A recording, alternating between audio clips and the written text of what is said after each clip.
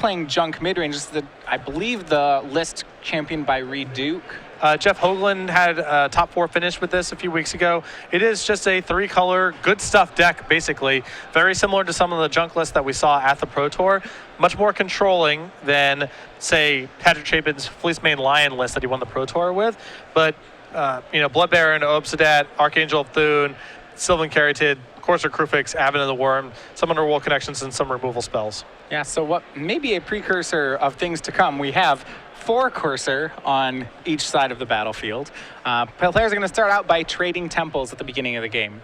So this, to me at least, has kind of the feeling of, I said that block evolves into standard. These to me feel like 2 block-ish standard decks, if I could say that. Yeah, although Osyp's list does have a very strong devotion presence to it, which we did not see much of at the Pro Tour.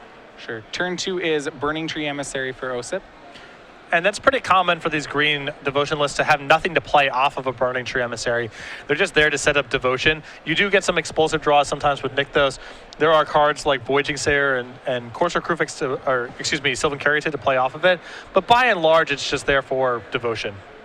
Yeah, so we see Sylvan Caryatid made there by Posporelis that will stop any sort of aggro that Burning Tree Emissary has, which basically means he's just going to be a green-green on the battlefield right now. Osyp makes the free swing. It is called by Posporelis, though. Good call. Although still a reasonable attack there from Osyp, possibly representing something like Selesnya Charm. Chris is not 100% to block there. All right. Osyp, one of the stalwarts of American Magic back in the day, and former Pro Tour Venice champion, obviously. All right, Eidolon of Blossoms, card we were talking about. That's going to draw a card for Osyp. And there'll be a turn 3 Advent of the Worm on Posporelis' side. And the junk mid-range list is so much different when it has Sylvan Caryatid in play on turn 2 when it doesn't. It's ramming to a lot of very powerful 4 and 5 mana spells, just like you see in a deck like Jund Monsters, rather. And also, colored mana is an issue for this deck occasionally. I mean, it's playing Obsidian Ghost Council alongside Courser Krufix and other cheap green cards. So the mana fixing and mana ramp, both very potent for this mid-range deck. Yeah, we see that crashing in, puts Osyp down to 15.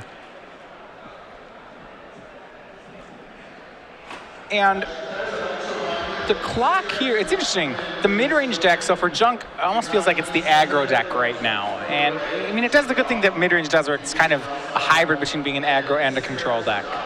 But this is probably a rare treat for Osyp getting to untap with an Eidolon in play.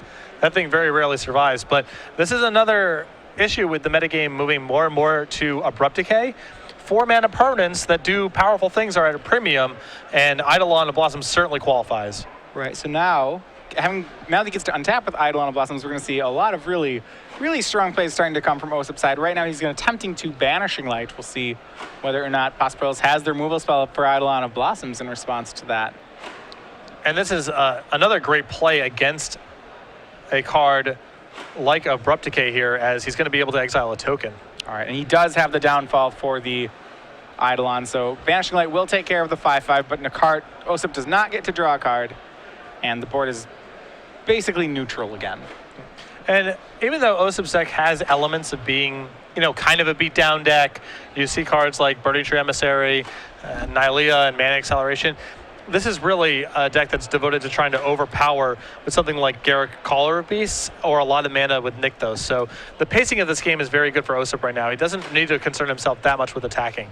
Yeah, well, he's just waiting until he gets a card. Like you said, there's 4 Garruk Caller of Beasts, 2 Ajani Mentor of Heroes. And it seems like those cards carry a lot of the late game weight for the deck. Absolutely. All right. Posporelis may, once having lost his Worm token, taps out for another threat. This is going to be a Blood Baron of Vizkopa. Just going to try to pick up where he left off. Remember, Osyp's deck is largely green, so those protection abilities may not be at their best here. Very unlikely to matter. Osyp cannot exile it with Banishing Light, so that is some minor concern, but all of his green creatures, of course, can just block it, and some of them are quite large. Right, so when Osyp has cards like Polukranos, then the burden will be on Posporelis to have a removal spell for a card like Polukranos. And we see Garruk Caller of Beasts made by Osyp, and it looks like he's going to -3 it to Dramatic Entrance of Polukranos. So some fairly risky business here by Osyp. If his Polukranos is destroyed here, then Garruk dies or Burning Tree Emissary is forced to chump block. I think he's likely to chump block in that scenario, but yeah, this does the most to develop his board this turn. Well, this is a safer play against a card. I mean, because his opponent's not playing red. Banishing Light from Posporelis will take care of the Polukranos, and Osyp, as mentioned before, chump blocks there. Now, Posporelis there decided to Banishing Light the Polukranos instead of the Garruk. Yeah, so he's not, looks like he's playing to just aggro out the Garruk. He shocks there for land and passes the turn. It's really hard to aggro out Garruk here, though, because once it starts plussing, essentially if Osyp's able to find Nykthos, Osyp's very likely to just build up a really powerful board that's very hard to attack through. Well, he might need a lot of defense. Remember, that was an untapped... Posporelis shocked for that land, which is, like, the read on that should be Advent of the Worm. Most likely, yes. Yeah, Osyp drawing 3 creatures there off the Garruk. None of them finishers. They were all utility creatures. I believe we had a Caryatid and an Elvish Mystic in there. Yeah, not a ton in the way of... there's a lot of setup in Osyp's deck, basically. You have Eidolon, a lot of smaller creatures. Really only Polukranos and Nylea are the big payout creatures. We'll see where he goes from there. First, he's going to make an Eidolon of Blossoms, drawing himself another card. And because of that Eidolon, I don't think Osyp's going to be able to protect this Garruk if Posporelis has the Advent of the Worm. He has 2 more birds, but he's going to go ahead and try. So it was Mystic into Burning Tree into Caryatid, but on end step, Posporelis does show a 5/5 trample. Osyp still may be able to chump block enough to keep his Garruk alive if that's something that he's interested in. Yeah, thanks to the Burning Tree Emissary play gave him enough toughness to keep it alive, but it would require him chumping almost the entire team. He'd have to chump 3 creatures away. Still may be worth it. I mean, Garruk will easily replace 3 creatures over the long term. He drew 3 creatures last turn.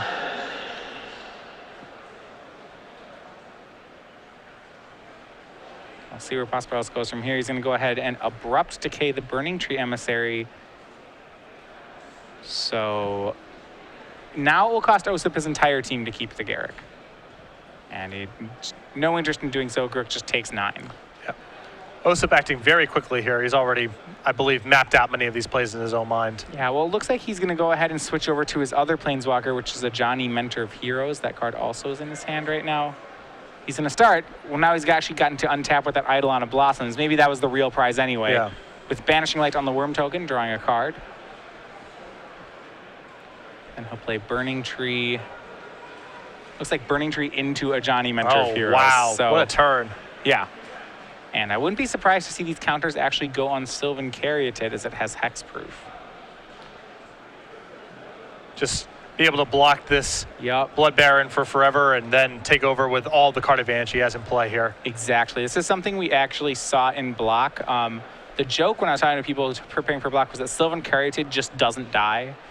Block had very few, it had no edicts in it and really no real sweepers, so Caryatid actually just didn't die. Mm-hmm. Granted, in Standard there are some ways to kill it, but out of the junk mid-range strategy, I don't know if there are actually any ways that Posporelis can kill a 3/6 Burning Tree. Yeah, if Osyp, 3/6 Caryatid. If Osyp pumps it one more time, it can get Elspeth, but I don't think that's going to be happening here. Yeah, an actual 3/6 is, I believe is invincible. Chris can theoretically make a Scavenging Ooze large enough to push through it, but I mean, All we're right. talking. I mean, these are stretches here, you know. Yeah, so instead he's just gonna have to out-resource it, which he's gonna start with a Courser of Krufix. It reveals Hero's Downfall. But all of these untaps are so, all the times that Osyp gets to untap with boards like this are so bad for Chris. With Eidolon and Dejani in play, he gets to see so many cards each time, and it's only a matter of time before these cards are able to find another Johnny, another Garruk, and then the fireworks start again. Right, Eidolon of Blossoms, like you said, a rare treat to be able to untap with, and Osyp's showing why here.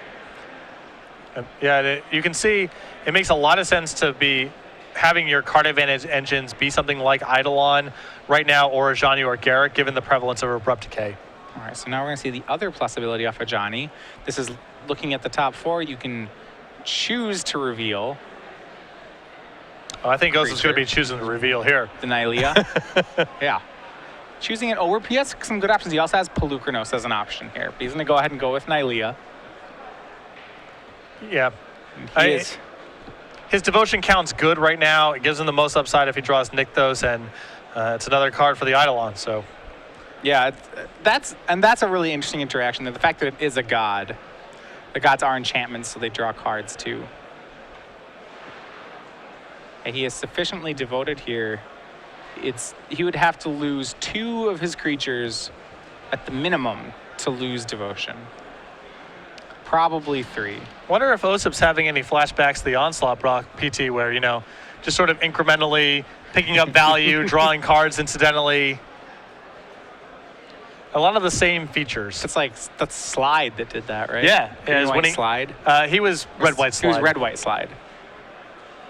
That's an older cards. Yep. But a lot of elements of the same stuff going on Green, here. White wasn't until you got mirrored in with it, right? That was when you had Eternal Witness when Green, White became a thing. Well, there was a Green, White deck at that Pro Tour. So there's Green, White Slide in block too? It wasn't a slide. It was just Green, White. Green, White stuff. Brian Kibler's deck. Brian Kibler was playing Green, White at the Pro Tour. He was playing Green, White stuff. You wouldn't believe it. Okay. Green, White cards. All right, so right now Osyp just continuing to leverage his card advantage there. Posporelis draws Hero's Downfall, and he too now has an Ajani on top of his deck, so you may see the Cat Planeswalker on both sides. But Posporelis wants to be the only one with an Ajani. He goes ahead and downfalls Osyp's Ajani. But Osyp is pretty well suited to fight over Planeswalkers right now because of his Nylea. He just has a lot of free trampling damage he gets to attack with.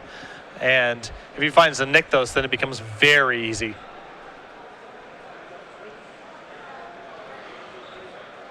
And I really like this deck that Osyp's playing right now. This, to me, seems excellent.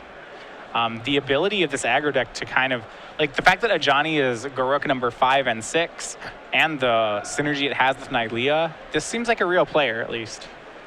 It can get all the explosive draws we associate with Nykthos strategies in general, devotion strategies in general, but Eidolon provides a stabilizing presence. It's not all in on finding Nykthos right away. Eidolon can bridge the gap and allow him to play kind of an incremental card advantage game. I mean, look, we're on turn 8 or 9 here.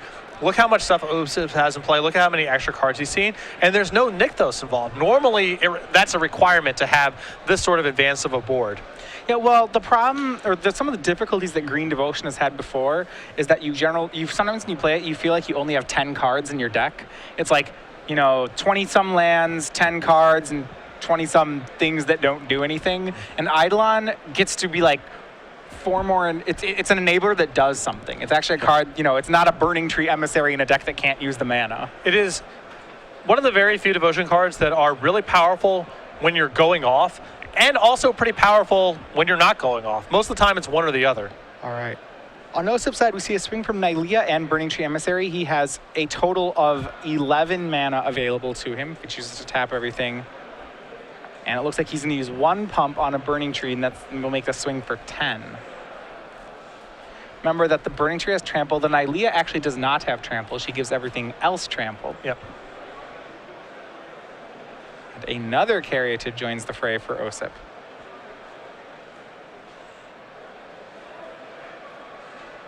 And we'll see Posporelis down to 10. He hasn't extracted any value off that Courser yet. I don't think he's even made a single land with it in play. He has not. And in fact, the information on the draw steps has been very helpful to Osyp as well, so. Right, so hasn't really done what he wanted to do. Hasn't attacked, has not blocked, and has given Osyp a lot of valuable information. Yep. Ajani on Posporelis' side. Unfortunately for Osyp, remember, he cannot grow the Blood Baron with Ajani thanks to protection from white. And he's going to go ahead so he's going to plus the Ajani looking for answers. Sort of an unfortunate anti-synergy here, as I'm sure Blood Baron would be at the top of the list of creatures he would want to pump.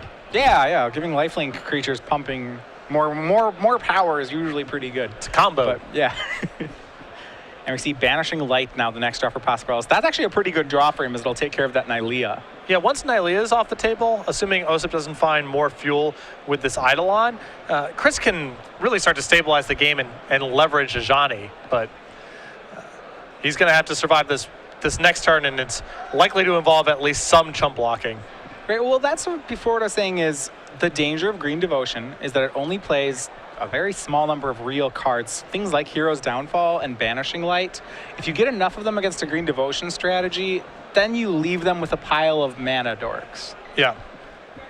And as we see, Osyp's close to that. He has two cards left on the board. He has an Eidolon of Blossoms and a Nylea. And like 3/6 Caryatid, I'll count as half a card. Sure. Because it's a real good blocker, but blocking is not really where Osyp wants to be anyway. But right now, if he is able to find one of his real cards, he may be able to just win this turn. Right, Temple goes ahead and puts a card to the bottom. Well, he has right now access to 12 mana, so he has 3 pumps. And blocking is really hard for Chris here because he's compelled to block everything because anything unblocked kills him. Right. But Osyp has a lot of flexibility with how he gets to distribute his pumps. And this is huge here. The last card in Osyp's hand was another Banishing Light. It's going to go ahead and take care of the Ajani, Mentor of Heroes. It's going to draw a card off Eidolon of Blossoms. And we'll see where we go from here. Still 2 pumps available for Osyp.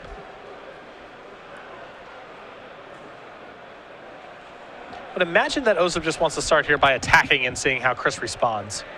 Yeah, well, I would assume he's got to assume if he attacks that. Well, the Nylea has to be blocked because otherwise it'll be a 10 power. So he knows that Nylea will get to eat a creature. It'll probably eat a Caryatid, would be my guess. Anything else that swings? So once you realize that Nylea is eating Caryatid, that means we're not pumping the Nylea. So our pumps are free to go elsewhere, meaning that Chris doesn't have to block the Burning Tree, but he probably wants to. In which case, maybe he just doesn't block Burning Tree. Chris also just has the option of putting the Blood Baron in front of the Burning Tree, forcing some pumps out of Osyp and gaining some life so he doesn't really have to concern himself with the Nylea as well. Right, I think the other option would be to put the Scavenging Ooze in front of the Burning Tree. Yeah. This block makes a lot of sense. I mean, it saves a bunch of damage, and it's not like Chris really needs the Caryatid at this stage of the game. I mean, it looks like there are no other blocks on Burning Tree. He's welcoming the chance to go down to 3 here. He doesn't see a way that Osyp does more than that. Mm-hmm. So yeah, be down to 3. Burning should be pumped up to 6.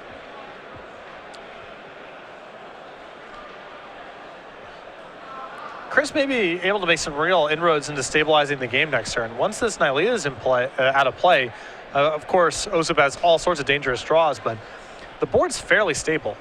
Yeah, there's nothing in Osyp's hand or battlefield that does anything. And Chris also gets to gain a bunch of life with the Scavenging Ooze and make a very large creature as well. Yeah, the Scavenging Ooze actually looks like it's more valuable than the Blood Baron right now on Posporelis' side. Blood Baron is unfortunately for Posporelis, going to, if it attacks, end up trading with an Elvish Mystic. Mm-hmm. It'll be double blocked by Mystic and Caryatid. So the only creature that can really break through this 3/6 wall, as you said earlier, when looking at this whole deck list, was an arbitrarily large Scavenging Ooze, which is, I think, the direction that this game is going to head for Posporelis. Yep. Yeah, he's leaving up all his green mana here to Banishing Light the Nylea. That green mana at the ready for Scavenging Ooze. Remember, still no lands hit for Posporelis off that Courser, but someday.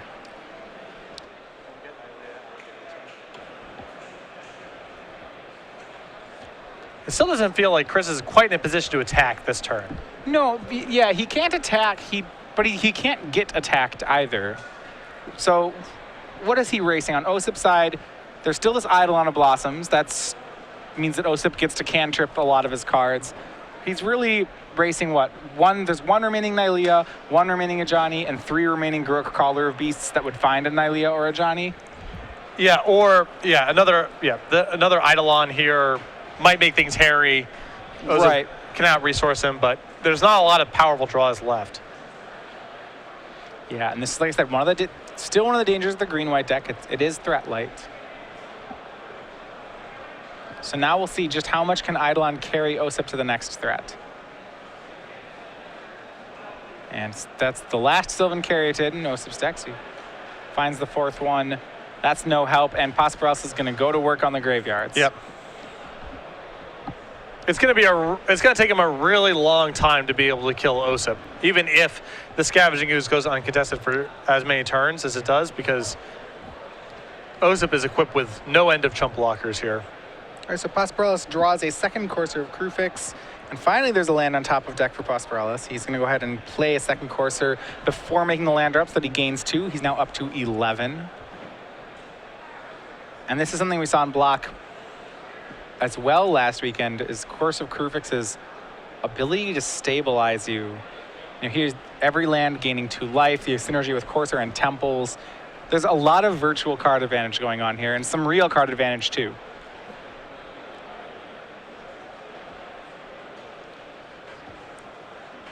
And Osyp with one of his own. Osyp's is better though. Courser gets better when you have the Courser Eidolon combo. Yeah, so it's nice synergy. So it's going to reveal Voyaging Satyr and draw it. Next card is a Johnny. That was one of the ones Osyp was looking for. Yeah, that's one of the big O's. And it is protected, of course, can't be discarded there. It's going to, no counter spells in Chris's list. That thing's coming into play next turn. But he's going to have to find a Hero's Downfall or a way to push a creature through. So he'll see if he can hit one. He has Temple of Malady was the draw there. Mana Confluence on top of the deck. He probably still just plays the lands off the top of the deck. Yeah, because if he plays the Scry land, he's just scrying that to the bottom. So right. In this world, he gets to keep the Scry land in his hand for a turn where he doesn't have a land to play. Plays it, goes 13, but it's another land on top. No help for Posporelis there. And a Johnny's going to hit the table. And Osyp with no end of mana here too, so he can do whatever he wants next turn. Yeah, no matter what he or Johnny's into, he'll be able to cast it. I suppose that was me just assuming that he's going to go ahead and use the search ability on a Johnny. Yeah, I don't think pumping is that great right now. Chris has so many sources of incremental life gain and chump blockers that it's hard. Although I guess he can just start pumping Courser Crufix and start setting things in, I suppose. Yeah. My worry would be if I was Osyp is that Posporelis is going to downfall my Ajani or Banishing Light it. So I'd want to use Ajani to find another Ajani-esque, another threat before he gets rid of the Ajani. Right, find something of significance so you have insurance against a removal spell. Yes.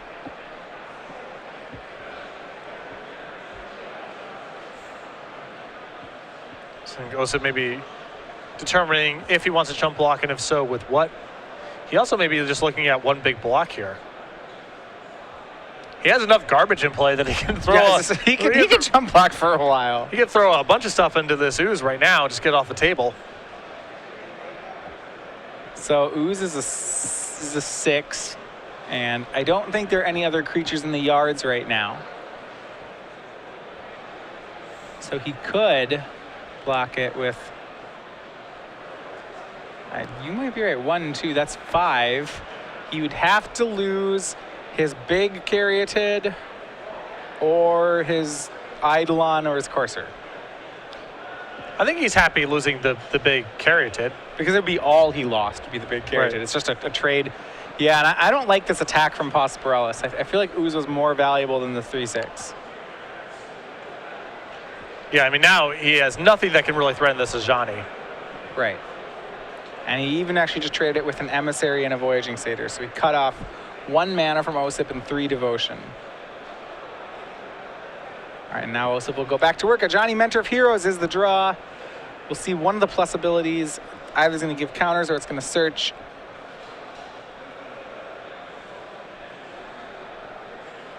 Except my guess is searched, but there's arguments to be made both sides. And he's going to go ahead with the search. I like searching here because, again, Chris has access to so much incremental life gain at this point with the Coursers in play that you're not really in a position to kill him anytime in the near future. And there's so many big hits in Osyp's deck like this Garruk. Yeah, so he hits Garruk, Caller of Beasts.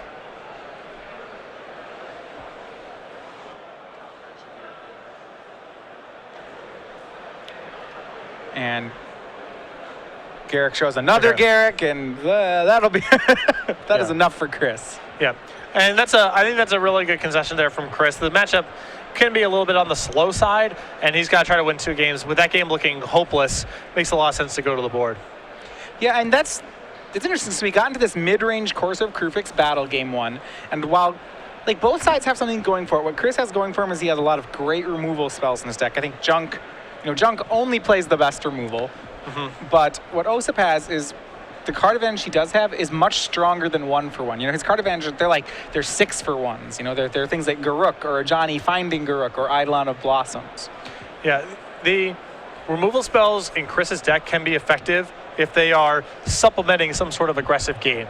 If he's pressuring Osyp in some capacity or pressuring his board and then using removal to pick off the sources of card advantage, by themselves, they are not going to be that helpful because, as you mentioned, all of them draw so many cards or generate so much value that Osyp's going to win over the course of a long game because all those cards are individually worth so many resources from Chris. All right, so moving to sideboard, I'm going to look at Chris Posporelis' sideboard first. List out a couple cards you would think probably are of use here. I have to imagine he's going to use Lifebane Zombie in the matchup. I have to think the last Banishing Light's pretty good here. It takes care of the Gods and Planeswalkers, which are the core of Osyp's deck. How do you feel about cards like Underworld Connections or Golgari Charm? Well, Golgari Charm I think is excellent here because there's the enchantment thing that's going on in Osyp's list. Underworld Connections, I think the matchup is still slow enough where that's productive, and Chris has so many ineffective tools in the matchup where he's going to want to bring in more of them. So yeah, I think he's going to go with all that kind of stuff and try to become a removal and card advantage deck. And lastly, he has 2 Thoughtseize on the board. Yes. Okay. I mean, again, Osyp, as you mentioned, he's only got so many live cards in his list. There's a lot of air, there's a lot of setup, and so he's going to get hands that are a bunch of mana acceleration and one big payoff.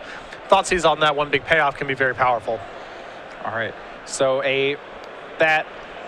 so Chris's deck has great removal. He's going to board in more of it with the attempt of keeping Osyp off those linchpins. Yes. All right. How does Osyp combat that? What do we have on his side? 4 Nylea's Disciples, a Banishing Light, and a Ajani Mentor of Heroes, 2 copies of Arbor Colossus, 3 copies of Mistcar Hydra, 2 Wasteland Vipers, and 2 copies of Cetezan Tactics. I think just the Ajani and the Banishing Light. Don't want to get too fancy here. No thoughts to Arbor Colossus? Just if he's taking all your threats, like that's another card. That's another real card. Maybe. It matches up really poorly against a number of cards in Chris's sideboard. It's a big, easy-to-kill target for various Doomblade and Hero's Downfall type effects, easily stripped by Lifebane Zombie. I think the creatures that cost a lot of mana are a big cost for Osyp in this matchup because those are the threats that Chris can answer quite easily. So for them to be worth bringing in on Osip's side of the table, they have to be high impact. I'm not sure Arbor Colossus necessarily qualifies. Now, there are copies of Archangel of Thune, so maybe there's value to be had there, but I think overall Arbor Colossus is playing into Chris's game plan a little bit. Yeah, absolutely. I suppose boarding in a 5-mana creature with no protection abilities against a 3-color mid-range deck is pretty... That could be pretty dicey. Yeah, with a 3-color mid-range deck with Elspeth and a bunch of just 3 and 2 mana. Yeah, exactly. Yeah. Hard to imagine the match ends and Chris says to his friends, just could not beat that Arbor Colossus. that just does not feel very likely to me. Could have drawn this Frosca or this Elspeth or this Banishing Light or this Downfall I was winning the game, everything was going really well, and then that Arbor Colossus just got me. Yeah, it just doesn't really happen. Now if the matchup is slower post-board because of more removal, Osyp may want to just take out some of the mana creatures and bring in more individually impactful cards. So in that world, maybe Arbor Colossus makes sense, where you just want to have enough things that do stuff, assuming that Chris is going to have more ways to fight you, but it's not one of the high-impact cards for Osyp in this matchup. All right, we are underway for Game 2. Posporelis back on the plays and will lead off on Temple of Plenty. Osyp to play a Temple Garden of his own. Now, do you find it confusing how the Temple Garden starts with the word temple and we're playing it in this format? It's not great. Okay. When people play it, I'm like, he's playing with Temple Garden. Yeah, Temple of Garden. Yes. No, it's Temple Garden. Sorry. Right. Yes. Turn 2 Scavenging Ooze from Posporelis is met by a turn 2 Sylvan Caryatid on Osyp's side. No attacks, therefore, for the Ooze, at least at first. But anyway, we're building up to about turn 4 anyway. Looks like an Advent of the Worm is the target in Posporelis' hand. Yep. And turn 2 Caryatid, you look at Chris's hand as a Banishing Light and Abrupt Decay. Turn 2 Sylvan Caryatid and turn 3 Eidolon of Blossoms is about as good of an opening as you could get against a deck playing those kind of tools. Well, Osyp has the first half of that. We're going to see if he has the second one, if he can ramp into that Eidolon. And it looks like no. He's going to make another 2-mana play. Or maybe it's going to be Burning Tree Emissary.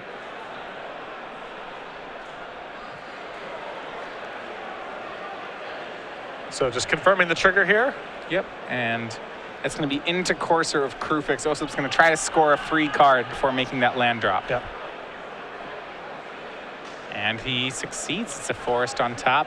Remember, Osyp does all this without losing priority, so he's going to be able to make that before Abrupt Decay takes care of Courser. Yeah, Courser Krufix does not trigger the reveal power. It's simply the state of affairs once it's in play. So there's no opportunity to respond to any of this with the Abrupt Decay that's in Chris's hand. He can, of course, kill it at the end of the turn, but he can't preempt any of this. The first possible chance he gets is when Osyp gets the gain 1 life trigger. Yes. All right, and Abrupt Decay does abruptly take care of the Courser of Krufix after it makes that forest. And Chris, with the not-so-subtle shock for Temple Garden past turn play, likely has Advent of the Worm. Little suspicious. Are you still at the situation where when people do that, you think Restoration Angel? No, I did not play a lot of Standard during that time, okay. So it's just Advent for me. I've been thinking that I've been playing a bunch of Moderns when I see, my white opponent just played a 4th land and shocked for it and passed the turn. I'm still thinking Restoration Angel. And I have to go back into one and like, wait, no, Advent of the Worm. No, it's an Advent. Occasionally it's 2 removal spells, but usually it's an Advent. Right. I like the flash creatures that telegraph that really are just, it's only one thing. Yeah, that's in a lot of constructed formats, usually there's only going to be one powerful flash creature. It's rare that you have something like fairies where it's like, it could be anything. It just could be a million different things, and I lose to all of them. But I had to at least try, I guess. Did you ever play in Scars, when Scars and Mirrodin was drafting, there was this 6-mana guy with flash? I do remember that. Yeah, it was the world's, like, the 3/4 reach. It was a 3/3 Vigilance Darksteel guy. And it was just like, it was the most conspicuous combat trick ever. You just like play a 6th land, you'd have like 3 cards, and you'd be like, well, go. And it'd be like, oh. It was just, you tricked all of nobody ever. Yeah, in Odyssey, Second Thoughts was that card, and we used to call at the local store. At the local store, we called it the 5-mana Sigh. It's like, go. You just had to try to sell it. Yeah, exactly. Just have nothing. Well, Osyp, with quite a turn of his own, he makes the Burning Tree Emissary into a Johnny Mentor of Heroes. And the question is how he chooses to split up these counters. It's going to be 2 to 1 Emissary, 1 to another. Yeah, and the reason here is just, it doesn't make very much sense to put all onto a Burning Tree Emissary when Chris has so much removal. You want to diversify a little bit. All right, and Advent of the Worm was played on the end step. We'll see here. No matter how Osyp chooses to play it, he's in a... If Posporelis swings this 5/5 trample, it's still an awkward situation for Osyp. That the representation of a downfall or whatnot is good. I think that if Chris sends everything at the Ajani, Osyp is likely to let it go. If he only sends the Advent token, then you might see Osyp double block because, well, if he has a removal spell, I still keep my Ajani and get to spin next turn, and these Burning Trees aren't that powerful. But if Chris just says everything at the Ajani, I would be stunned if Osyp fought over this. Well, he's going to send both. Now, the question is, does Osyp try to snipe off the Scavenging Ooze? That is also... There's some amount of risk there, right? Because a removal spell on the 4/4, imagine he has Abrupt Decay for the 4/4, then you get to pump twice with your Ooze and take care of the 3/3 and lose the Ajani. So a double block. Well, if you put the 4/4 in front of the Ooze. Oh, just the 4/4. Just the 4/4 eats the Ooze. Okay, that's reasonable. All right, this makes some sense. So he's going for the whole play. He's going to try to take out the Ooze and save the Ajani. Now remember, the Worm token does trample. Right. So if Chris has a removal spell here for the 3/3 Burning Tree Emissary, he loses the Ajani and the Ooze gets to pump. But the best part is it's unlike he doesn't have the removal and enough mana to pump the Ooze. I think a great block by Osyp there. A very good block.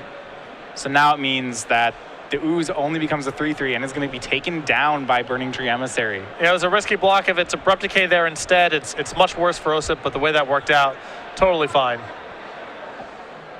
I feel like he got a free Scavenging Ooze off that. Yes, he did.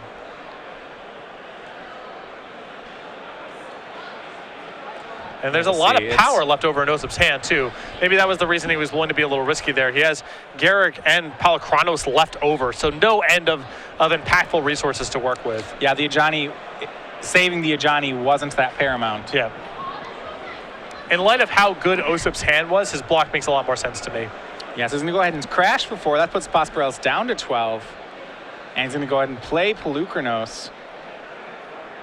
And Osyp looking like he's pretty far ahead here. Well, we'll see. Banishing Light takes care of Palukronos. Posporelis is going to try to race back. He puts Osyp down to 12 with the Worm token. Challenging to race like this when Osyp's the one on the front foot.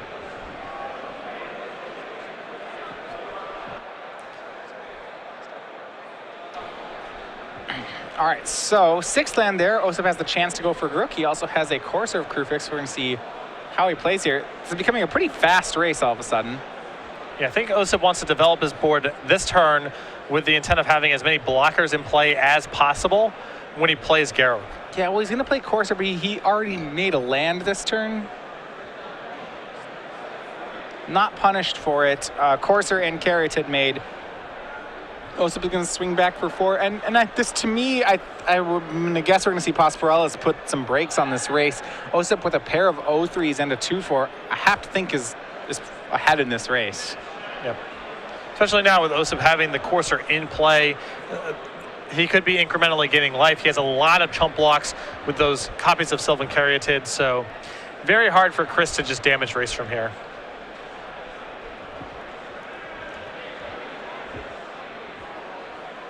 All right, and well, Chris is going to try to race. He makes Archangel of Thune on 5 mana. And that is a card that's quite good at racing. Puts some pressure on Osyp. And Osyp's a little soft in the air, with the exception of his copies of Arbor Colossus in the sideboard. He can try to, nick those Palakronos it, but it's not easy for him to answer flyers. All right, so he's going to play out the rest of his hand. It's going to be a Burning Tree Emissary into a Garruk. He doesn't have an answer right now, but he's going to go ahead and try to draw one. Remember, he also hasn't made his land drop yet, so if after 5 cards he flips a land, he will be able to play that off the Courser of Kruphix. And we'll see what creatures he got. He does not get a Garruk, but he does get Satyr, Emissary, Caryatid. So 4 creatures, but none of them really, 4 of the do-nothing creatures. Yeah, no reprieve from this Archangel. He needs a Nykthos pretty bad here. Yes. Well, he needs a Nykthos and then some. And then Nykthos and something to do with 100 mana. If he can get both those, he's great. Yes. That's all. He could get, because he has Courser of Kruphix, he could get all of the above. That's not impossible here. And Posporelis, though, gonna push the clock up here. He's gonna play Obsidian Ghost Council. First, it triggers Archangel, puts a counter on everything. Almost enough to take out the Garruk. He's 1 short. This is sort of a dream deck for Archangel of Thune, because it's pretty good on its own. Scavenging Ooze, you have Courser, gosh, you have Obsidian. Yeah, so on its own, it's totally fine threat. Just another 5 mana thing you can win the game with against an opponent with no defenses. And then there's a lot of ways to gain individual packets of life, so. The best Archangel of Thune deck I've seen.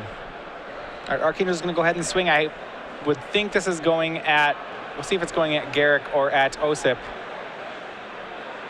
It's going straight at Osyp. He's going to ignore the Garruk because he can't kill it this turn. And puts counters on everything, and Obsidian is going to remain in play.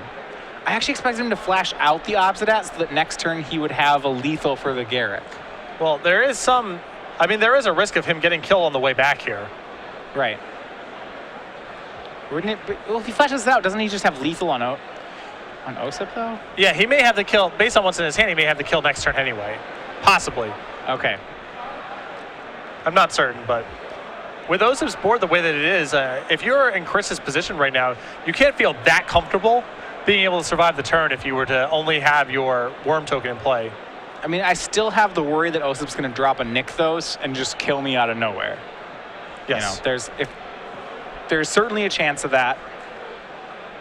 Osyp, I think right now, he has to decide whether or not Garrick is +1ing or whether it's -3ing to put Eidolon of Blossoms in play. Like, because he could draw that Ajani just straight with Eidolon, but he's going to go ahead and plus Garrick. This activating the Garrick here also gives us another spin to try to find Nykthos with his Courser, which is really important here. Yeah, so he's going to find, he sees Forest. Well, he has to decide whether he wants to play. If he needs to hit Nykthos, then he has to Eidolon of Blossoms here. Yes. As much as and I think that was Osyp was about, I think that's what's going through his head too. Yeah. He may just have to have Nykthos this turn. Yeah. So if so, that means he plays Eidolon, draws a Forest, hopes that next card's a Nykthos. He's going to play the Forest, go to 9. And it wasn't meant to be anyway. But he still may survive this turn, and then next turn gets another spin at all of these resources again. Well, he gets to play 2 Eidolon of Blossoms if he wants to this turn. Yeah. Which means his next turn could be really big, provided he's not dead. So he'll start with 1 Eidolon of Blossoms.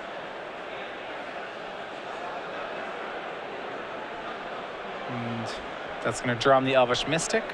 The next card is Pelucranos World Eater. Now that card is also significant as if he finds Nykthos, he's almost certainly going to be able to check the Archangel and at least stabilize the board a little bit that way. Yeah, I mean, a dream scenario is still, I think, that he finds a Nylea into Nykthos and just wins on the spot. Yeah. And he's going to go Burning Tree Emissary off 2 mana, and it looks like that's going to be into second Eidolon using the Sylvan Caryatids. I think this turn he may just want more mana. It's possible. He'll just end up discarding to hand size anyway, and then those Sylvan Caryatids basically do nothing for the rest of the game, Sure. whereas he can untap next turn, play Eidolon first, and then go about his business.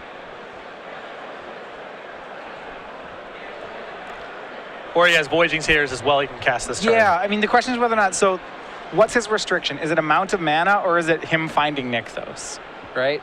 If it's he has to find Nykthos, then I think it's the Eidolon. If he just wants more mana, then it's double mana creatures. And he's going to go with double mana creatures. Triple mana creatures, actually. So who needs a Nykthos when you actually just naturally have 1, 2, 3, 4, 5, 6, 7, 8, 9, 10, 11 land sources? He still needs to find something to do with all this mana. Yep, we still need something to do with it. He's going to draw Pelucranos. That's something to do. So that after that, he just has to find a Nykthos. Yeah, and then things potentially get, I mean, it could be lethal right away. Well, he could, yeah, I was going to say he could draw Nykthos. If he draws Pelucranos, he could Dramatic Entrance the Pelucranos and Monstrous it for 5. That's actually not big enough to kill the Archangel anymore. Yeah, I'm pretty sure Osyp getting out of this game is predicated on him finding Nykthos. I don't think that he can, even with all the mana that he has at this point, I do not think that he can win the game just with his board. It's close. He's not that many. He's like 4 mana short of being able to do that.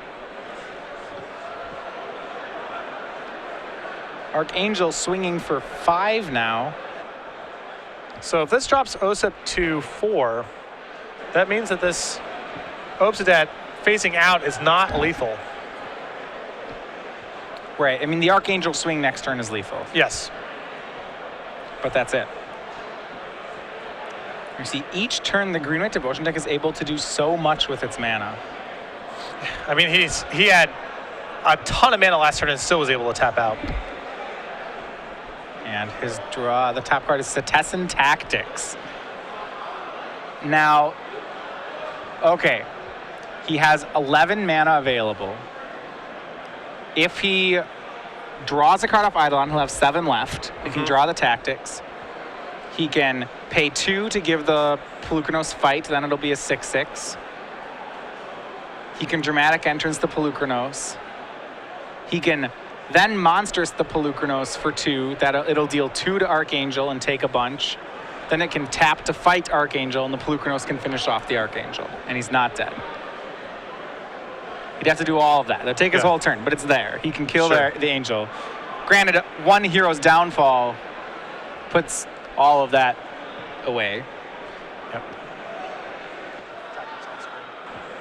Yeah. So Tessin Tactics is actually, I think, one of the more underrated cards right now in Standard. This card, if you haven't played with it yet, is brutally efficient. It's kind of a green Plague Wind in a lot of matchups. It's way more than a pit fight. The fact that it gives the creature +1/+1, like even before the Strive, I think the card's really good. The fact that you can Strive it is just excellent. Yeah. So Osyp's going to start with a second Eidolon of Blossoms. That draws him 2 cards. He draws Tactics and Forest. I mean, he can also just go au natural with this Tactics too, where he just tacticses a bunch of his creatures and 3-for-1s himself, whittling down the board. He has enough Burning Tree Emissaries to not care. Yeah. Now, because he also has to answer this Obsidian too. It's not just the issue of the Archangel at this point.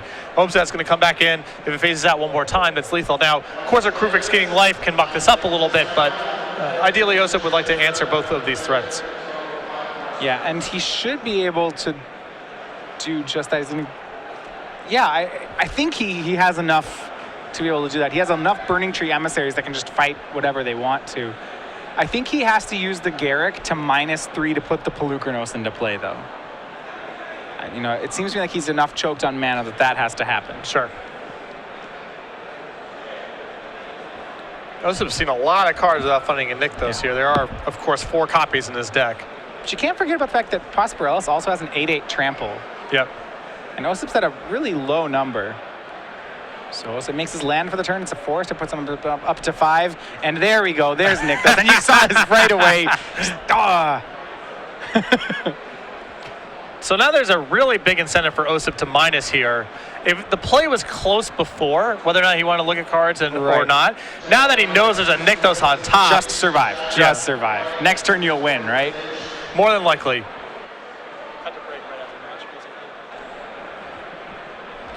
So yeah, he's just going to try to hold the fort with his Tactics, I think.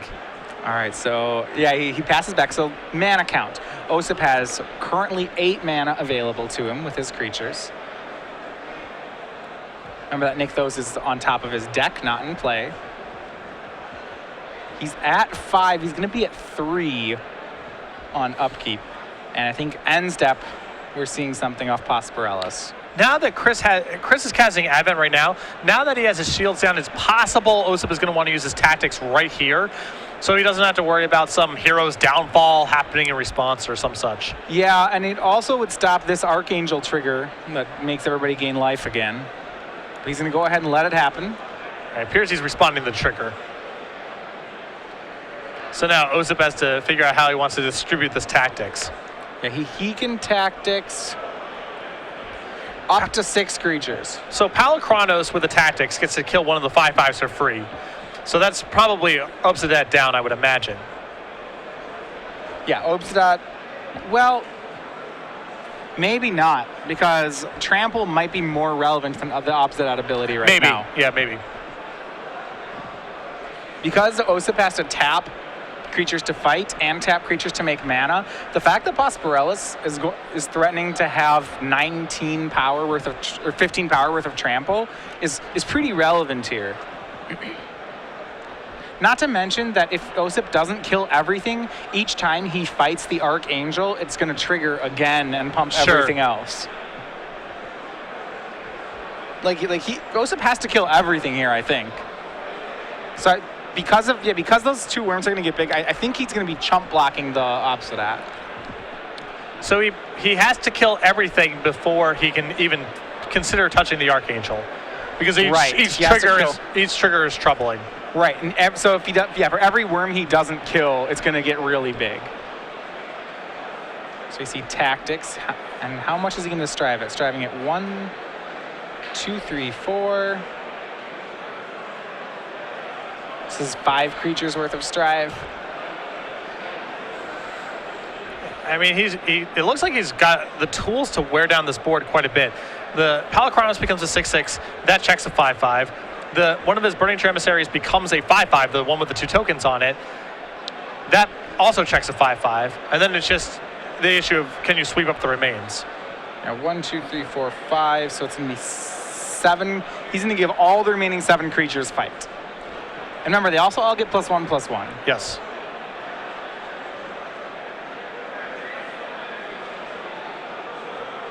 You're right. I'm surprised this didn't happen when Posporelis was tapped out. Well, Osyp may feel like he needs to kill the Osyp as well. And he may correctly identify that Chris doesn't have Hero's Downfall on hand, because something probably would have happened to the Garrick if that was the case. Yeah, that's true. And Hero's Downfall is that would happen. That's the only card that matters, right? Yeah. Well, if there's Putrefies in Posporelis' sideboard, those could be different. But it is probably the only card that matters. And of note, we are about to reach time in the round here. This game will have time to finish, but this game is either going to be a victory for Osyp or is going to end up in a draw. Yeah. So we'll see here. Right now, after fight, Osyp has available to him 3, 6, 9, 12, 15, 21, 26 power worth of creatures. Posporelis has 5, 10, 18, 25 toughness worth of blockers. So for Osyp to kill everything, it's going to take all his creatures, and I'm not even positive they divide correctly to do that. Yeah, because of the Archangel being involved in the equation also muddies the waters a little bit too, because that has to go last. Yeah, that's fine, right? It going last is fine. Well, it's still, yeah, I guess it doesn't necessarily. If he's killing everything. Right, yes. But he has to kill everything. So if that Pelucranos wants to fight and live, then Osyp has to have exact for every other creature. So say Pelucranos fights Ghost Council, right? Then what he has to do is it has to be exactly 5 on the worm, which he can't do. No, he can't. Sorry. He can it'll be Burning Tree Emissary on the worm, so the 5/5 fights the 5/5. He can't actually divide it correctly. Yeah, it is possible that he has to. There's no, yeah. It's 25 power divided over 26 power divided over 25 toughness, so it's theoretically covered. But the problem is that it's not 26 1/1s. Yeah, it's not evenly divisible. Right, and so this is it's a nice Diaphantine problem here, and I don't think you can combine the different powers in a way that works. Although, in theory, he doesn't have to kill Obsidat, right? The Tramplers matter, and he definitely has to kill the Archangel at some point in all this, because that's just a flying lethal attacker. Right. But the Obsidat can just be chump blocked. It's not a requirement for Osyp to get it off the table. Right, and I think that's what's going to happen. Because he can't divide it among the attackers, I think he's going to have to chump the Obsidat, kill everything else. So he'd put 3 fights on the big worm. Pelucranos can kill the small worm. And then put both emissaries on the Archangel. Yeah, it's not even like you can say kill the worm and then because kill the Archangel, because then he can't even just say I'll kill Archangel and just let the other stuff go, because the fight triggers will re-trigger Archangel's power, growing all the other stuff. So it is possible that Osyp should not have. It's possible that he probably maybe should have tactics for 1 less to leave his Sylvan Caryatid or something along those lines back on defense. And that's what he should have done. I think he's realizing this now. So now what he has to do actually is let this trigger resolve, and he's going to have to do the fights in combat, because the only way he can survive is by having some of the creatures chump block and chump the Obsidat and then fight the Tramplers. Right. But the problem is that now that Chris has gotten 4 more toughness, so it was 26 power to 25 toughness. Now it's 29 toughness. Now, if you take the Obsidat out of the equation, it's down to 23. So Osyp has him covered by 3, but it's still the divisibility question shows up again. Yes. And of all the creatures that Osyp doesn't really need to answer, the Obsidat's the big one here, because he has a lot of chump blockers. He gets a gain of life with Courser Crewfix. If he finds a second Courser, then it becomes very easy. Not to mention, I was going to say, if Posporelis has something like a Johnny or Scavenging Ooze activating or Courser into land, things get worse for Osyp. And this Ajani now means that I said before it was 26 and 23. Now it's 26 and 26. Osyp has to, just to kill everything but Obsidat, will take all his power. And Chris also gets the option to be to divide up things kind of fancily. Again, you've alluded a couple times to the things don't break down the right way. If Chris wanted to sit here and think about it, it's possible he could distribute the counters in such a way that it further muddies the math for how Osyp is able to fight. Right. So I mean, the way you look at it, yeah, Osyp has 4 3s, a 6, and a 5. Yeah, you can certainly divide this. You can divide this in a way that's very inconvenient for him. And I believe what's happening right now is Chris is just saying all on the Archangel, which means that if Osyp wants to fight in response, it's going to trigger the Archangels and grow the rest of Chris's team. This is actually like a math problem. The way you should be dividing it here, so Osyp's powers are 3, 3, 3, 3, 6, and 5. With the exception of 5, they're all multiples of 3. So if you give your creatures toughnesses that are 1 more than a multiple of 3. So 4, 7, 10 is the... Yes, 4s, 7s, and 10s are really awkward for Osyp to kill, right? Because if he wants to kill a 4, he has to use the 5 or use 2 3s, or it's just like he can't efficiently kill 4s and 7s. So you'd want to put your creatures at those numbers. Right. And then Osyp will certainly be burning extra power in the wrong places. Yeah. So it looks like Chris is saying right now, Ajani going all the Archangel, and Osyp's responding with some fighting here with the Palakranos. That's causing the Archangel to re-trigger. Yeah, and then this is not. I don't think Osyp's going to make it through this combat. You know, like this is the same situation that was happening on Chris's upkeep, except Chris has four more 1/1 counters. Yeah. Yeah, I don't think Osyp gets out of this one. I think the time to fight for Osyp was on Chris's turn. And this is just, this is not an easy problem here.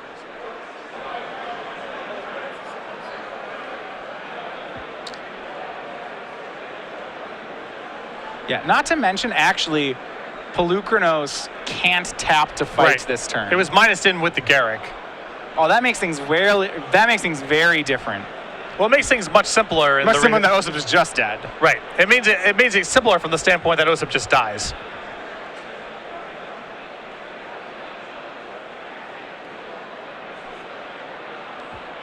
Or almost certainly just dies.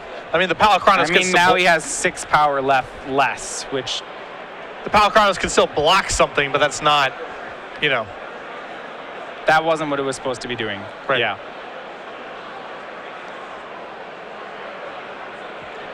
Yeah, so it looks like the spotter here has identified that this is the case, and now...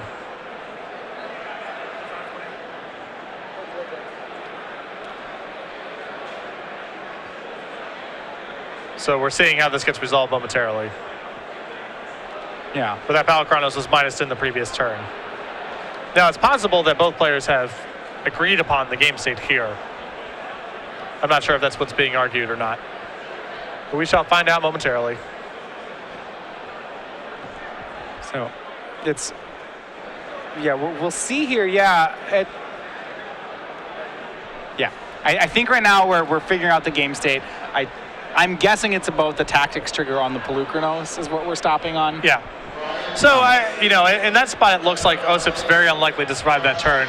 Regardless of, even if he can fight with the Palakranos, if he can't, he's almost dead for sure there. But even if he can, I think he's dead. Yeah, so I think in that spot, maybe he needs to fight with a little bit less.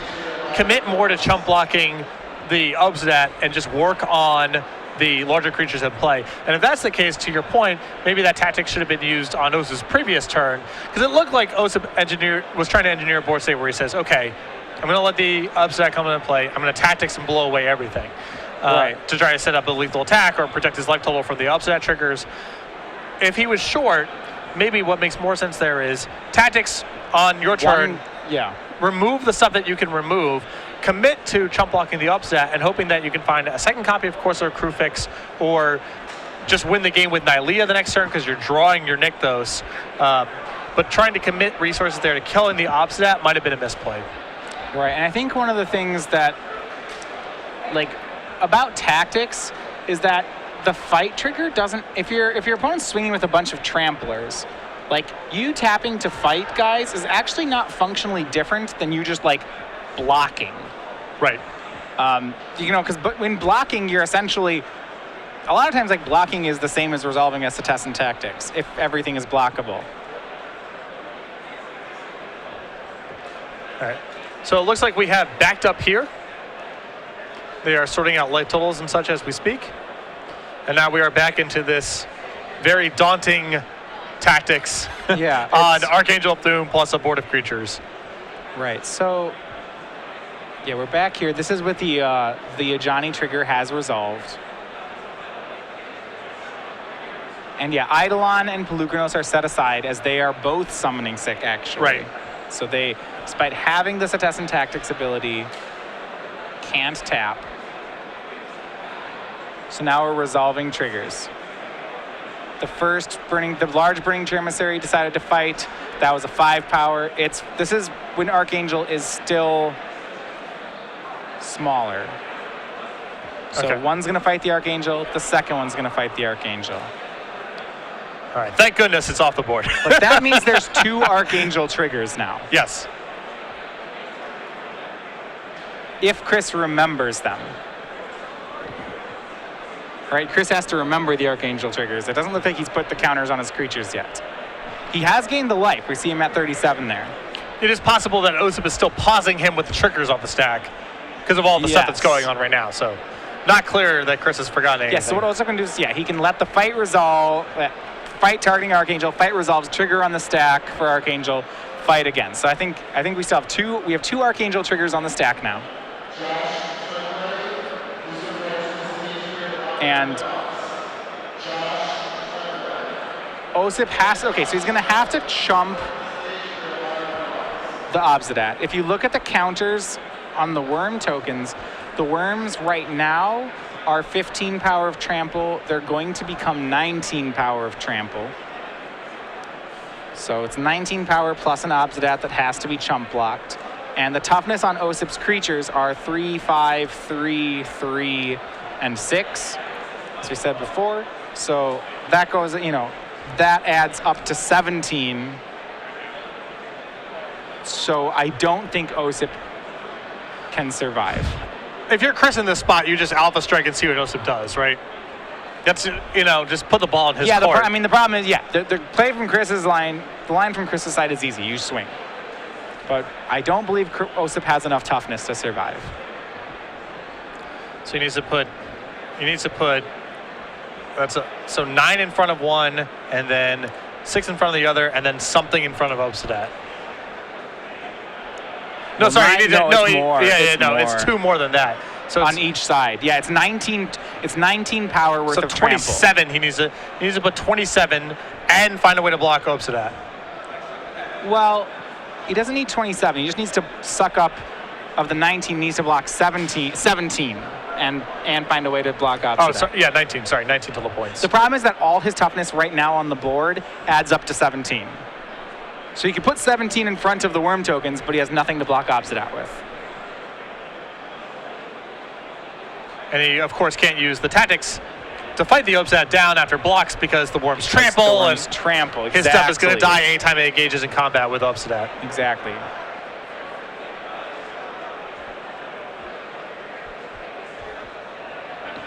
So yeah, that's why I said I don't think he has a block that keeps him alive.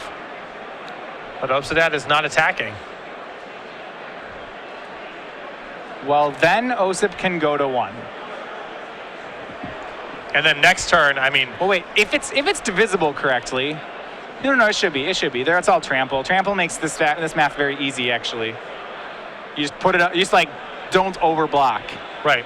If you can help it, I don't know if he can. So he needs to put 9 in front. He needs to put 9 in front of the 9. Yeah, that's fine. If he puts Pelucranos and a 2/2 in front of the 9, that's 9 in front of it. So they'll trade, and then in front of the 11. It's an 8. So he has to. He has to put Courser. 6. He has to put Courser and a guy. Or he could put 6. You're right. 6 works too. So 2 2/2s in front of the 8/8. Yeah, he could put. He could, for example, put Pelucranos, which is now a 6/6. He can put that in front of the 8 and put everything else in front of the. Yeah, he doesn't want to do that. 11. Thing doesn't kill anything. I don't know if it matters if he kills anything, because Courser is a 2/4, a 3/5, not a 5/5. So he'd rather put the Courser and a 2/2 in front of the 6/6 in front of the 8/8. All of his creatures are 3 power because of the tactics. Right. So he can put 12 in front of the 11/11.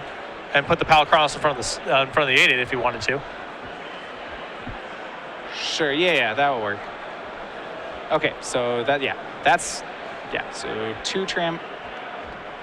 That's going to keep it alive, I believe. Okay, so he has 9. He's putting 9 toughness. We'll see where he is. Yeah. All right. There's a lot of ways for him to break up these blocks. This is not a lethal attack. I don't think this is not a lethal attack because Obsidat's not swinging. 2, 4, 8.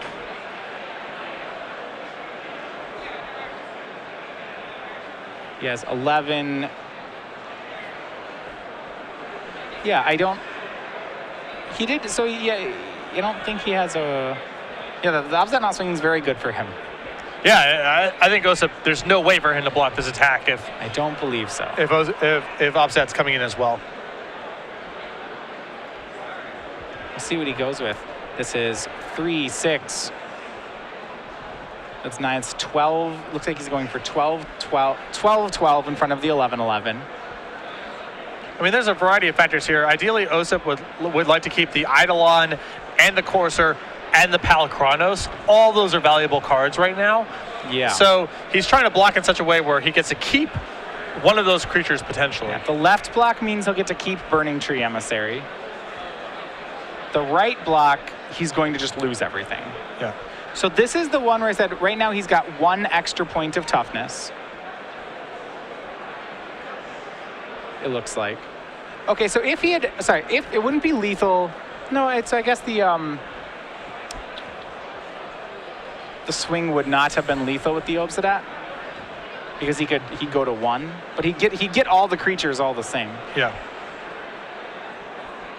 He would actually get all the creatures as opposed to something living. So Chris ordering blockers right now.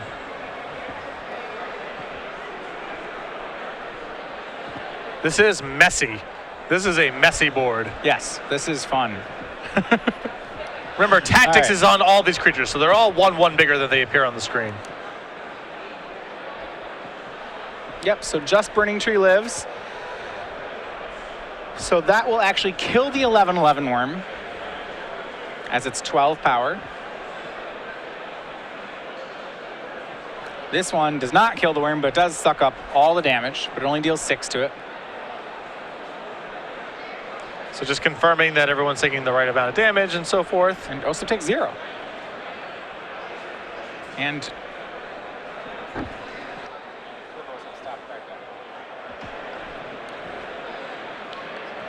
looks like Osyp has been able to survive this alpha strike.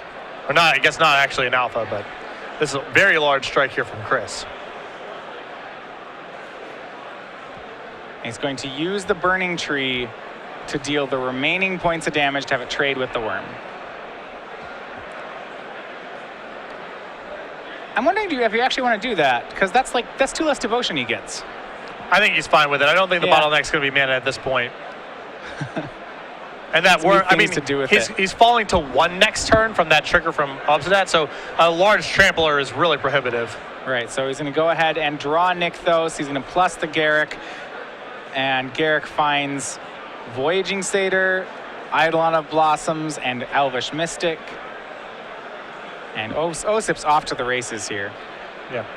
Just can he survive this Obsidat, and can he cobble together lethal in time is now the issue. Yeah, Chris is at 37, so that's not a small number. And 2 Obsidat triggers will get him. He doesn't have life gain yet because he does not have a Courser of Krufix. So he has to gain his way to 5 to not die to just 2 consecutive Obsidat triggers. He has a lot of mana, but I don't believe he has anything to sink it into. No, not yet. Nylea would be a big draw. In the off chance he brought in Nylea's Disciple, that would be a big draw. Yeah, it looks like he's going to play his whole hand. So he has enough mana, certainly off this Nykthos, to play everything. And so he's going to get to start next turn with a Garruk in play. And he's going to go ahead and he has a second Nykthos in hand.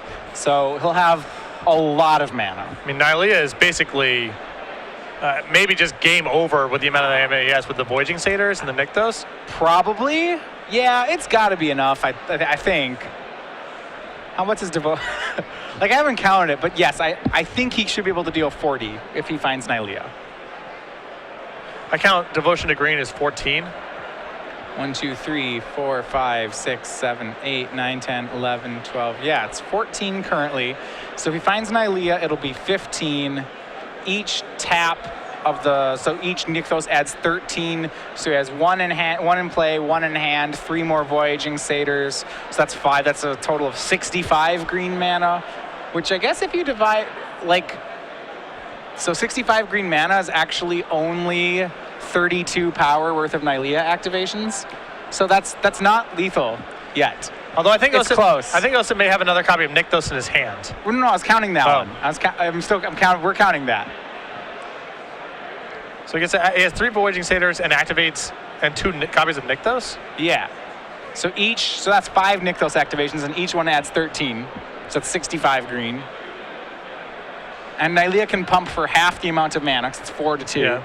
So you can get plus 32 power off that, just by itself. And then he has some other lands and mana sources. So it's close. I'm not sure he can get through all the toughness that Posporelis has, though.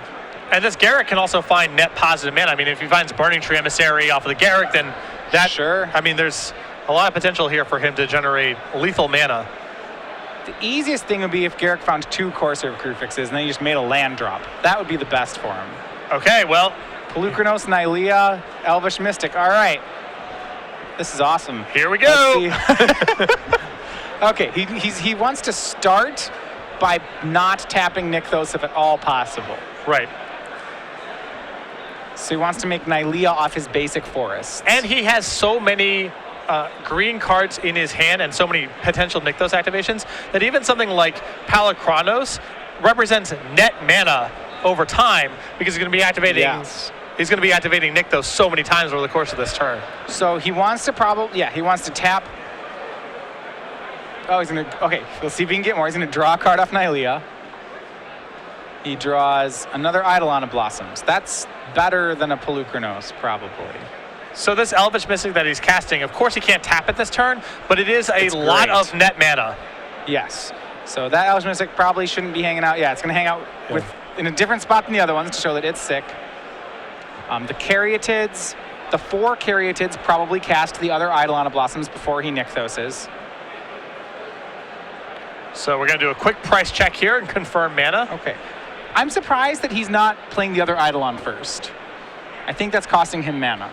Yeah, an Eidolon is also net mana in this whole transaction. Yes. For the same reason that Palikronos is. And the reason you can tap the Caryatids is because Caryatids can't attack anyway. Right. But anyway, he went for Nykthos. So when he went for Nykthos, he had 1, 2, 3, 4, 5, 6, 7, 8, 9, 10, 11, 12, 13, 14. He had 16 green. So he's currently floating 12 green. Oh, and he's found 2 copies of Corsair Crucifix, this is insane for a couple of reasons. One is it's a ton of net mana, and 2 is it means that the Osyp is no longer lethal next turn. Right. Because he still has the Nykthos in his hand to be played. He's down to 9, now he's down to 6.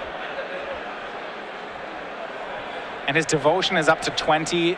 He should be fine here. Yeah. This is good. Because he hasn't made the land drop yet. So when he makes the Nykthos here, now he will gain 2 life. Like you said, that's huge. Assuming he doesn't just kill Chris this turn, which is now, I think, in play. It's in play. Yep. It's there. I think he still wants to cast that Eidolon of Blossoms before he starts untapping Nykthos and such. Yeah, still net mana in the world where you're using Voyaging Satyrs and such. Yeah, it's still net. Still net positive. Just get more green mana symbols on the board. It appears that Osyp right now is just dividing his creatures into summoning sick and non-summoning sick creatures, which makes a lot of sense to do here. So yeah, for those following, there are 6 mana floating currently. So now he goes down to 4 to activate Nykthos, but that puts him up to 24. His devotion is currently 20. He is quite devoted to green. He has a lot of green mana symbols. Nylea is sufficiently pleased with Osyp's devotion to green right now.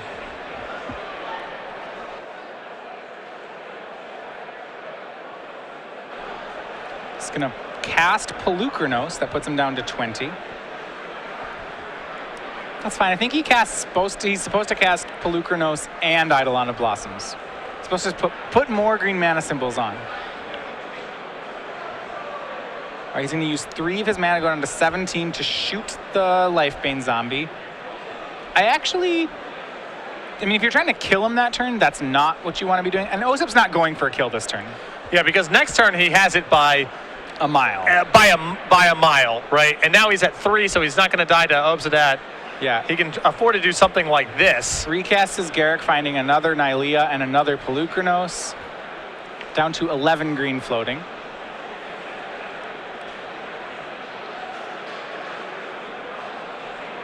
Going to untap the Nykthos.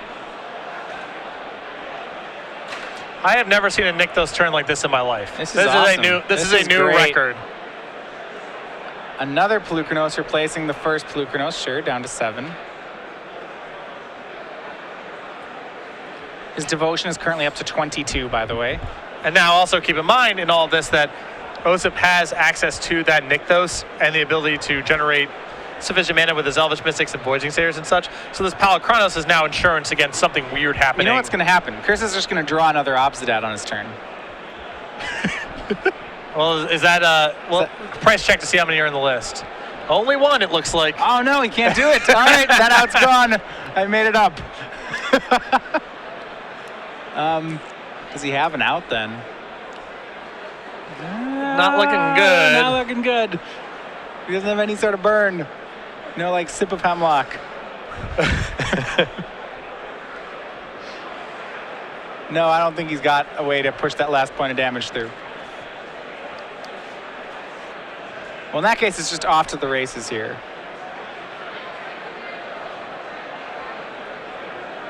Turn continues. Osyp deciding to try to resolve all the spells in his deck. I think it's an issue now of whether or not he has the resources and inclination to try to go after Ajani. Or does he just turtle up and say, I don't think Ajani can find anything relevant? Now, the threat of another Obsidat that you just mentioned should mean that he should kill Ajani. Osyp should err on the side of killing this Ajani. Yeah, because a second Obsidat does win. And Osyp casting...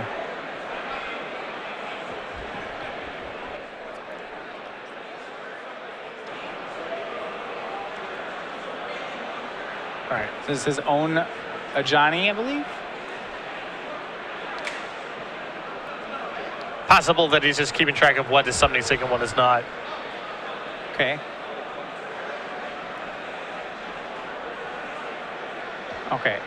This is what how many Nylea activations have happened on each target.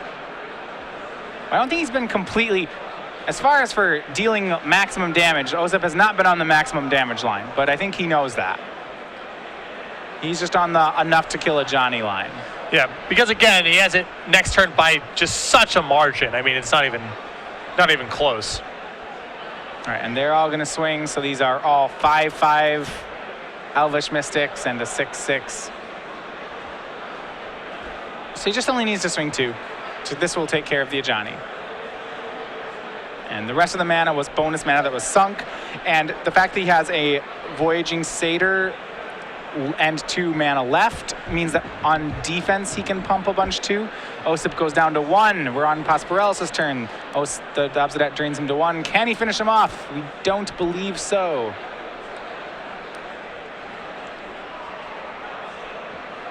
You could play Rogue's Passage on Obsidat.